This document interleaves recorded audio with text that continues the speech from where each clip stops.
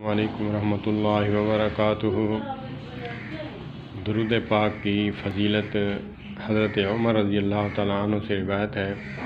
وہ فرماتے ہیں رسول اکرم صلی اللہ تبارک و تعالیٰ علیہ وآلہ وسلم نے ارشاد فرمایا کہ روشن دن اور روشن رات کے دن کثرت سے درود بھیجا کرو، اللہ پاک جو ہے آپ کے 10 گناہ معاف فرمائیں گے اور 10 درجات بلند فرمائیں گے، 10 گناہ جو ہیں مٹا دیے جائیں گے۔ تو صحابہ کرام رضوان اللہ علیہم اجمعین نے عرض کی یا رسول اللہ فداک ابی و امی صلی اللہ تبارک و تعالیٰ علیہ وآلہ وسلم، یہ روشن رات اور روشن دن سے مراد کیا ہے آپ کی؟ آپ صلی اللہ علیہ وآلہ وسلم نے فرمایا جمعرات کی شام اور جمعہ کا دن یہ روشن ہے، پورے ہفتے کا سردار ہیں۔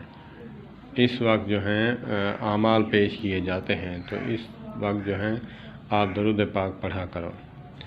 جو بھی درود پاک ہے، درود ابراہیمی ہے اور بھی ہیں، اللہم صلی علی سیدنا محمد وعلی آل سیدنا محمد وبارک وسلم، درود ابراہیمی ہے وہ بھی پڑھ سکتے ہیں۔ اللہم صلی علی محمد وعلی آل محمد کما صلیت علی ابراہیم وعلی آل ابراہیم انک حمید مجید، اللہم بارک علی محمد وعلی آل محمد کما بارکت علی ابراہیم وعلی آل ابراہیم انک حمید مجید، اللہم بارک علی محمد وعلی آل محمد کما بارکت علی ابراہیم وعلی آل ابراہیم انک حمید مجید۔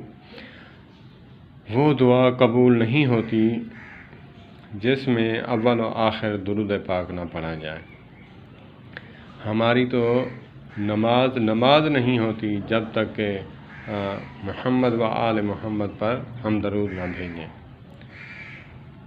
اللہ پاک آقا کریم علیہ السلام کی ذات مبارکہ پر کثرت سے، ان کی آل پر کثرت سے درود پاک پڑھنے کی توفیق عطا فرمائے۔ والسلام علیکم ورحمۃ اللہ وبرکاتہ۔